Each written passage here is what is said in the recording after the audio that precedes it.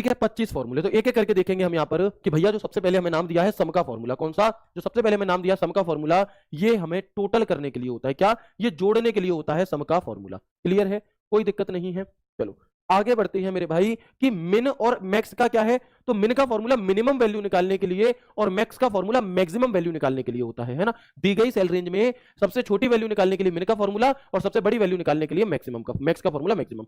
औसत यानी कि एवरेज निकालने के लिए हम एवरेज फॉर्मूला का प्रयोग करेंगे। ध्यान रखना ये वाला एवीजी से काम नहीं चलेगा, पूरा ही एवरेज होना चाहिए। मोड का फॉर्मूला शेषफल निकालने के लिए, जो मोड का फॉर्मूला है मेरे भाई ये किस लिए होता है, तो हम कहेंगे ये होता है शेषफल निकालने के लिए।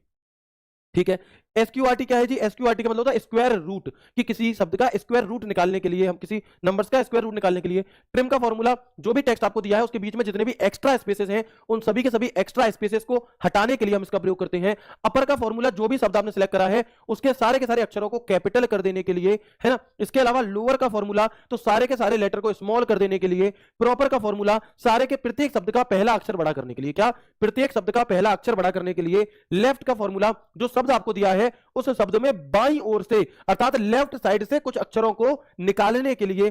मिड का फॉर्मूला, जो शब्द आपको दिया उसके बीच में से कुछ शब्द निकालने के लिए। और राइट का फॉर्मूला, जो शब्द दिया उसके राइट साइड से कुछ शब्द निकालने के लिए। नाउ का फॉर्मूला, आज की डेट एंड टाइम देखने के लिए। टुडे का फॉर्मूला सिर्फ और सिर्फ आज की डेट के लिए।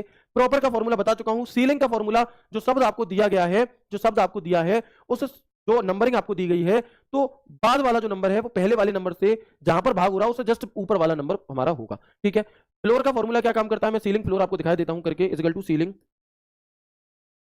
मैंने लिखा है यहां पर 48,5। तो 5 का भाग 48 में तो जाता नहीं है, इससे जस्ट ऊपर है 50, तो 50 आंसर हो जाएगा। यहीं पर नंबरिंग यही रहती है फ्लोर का फॉर्मूला, तो हम कहेंगे 48,5। अब मेरे भाई 48 में तो 5 का भाग जाता नहीं है, तो 48 से जस्ट छोटी संख्या 45, इस सवाल का उत्तर 45 हो जाएगा। ठीक है, काउंट, दी गई सेल रेंज में सिर्फ और सिर्फ उन सेलों को गिनने के लिए जिनमें क्या दिया होगा, जिनमें ओनली नंबर्स लिखे होंगे। काउंटा का फॉर्मूला किस लिए होगा, तो हम कहेंगे काउंटा का फॉर्मूला दी गई सेल रेंज में हर उस सेल को गिनने के लिए जिसमें आपको क्या दिया होगा, खाली ना हो, कुछ ना कुछ लिखा हो। काउंट ब्लैंक, दी गई सेल रेंज में खाली सेल को गिनने के लिए। और काउंट इफ, तो दी गई रेंज में हमारी सुविधा अनुसार कुछ स्पेसिफिक सेलों को गिनने के लिए।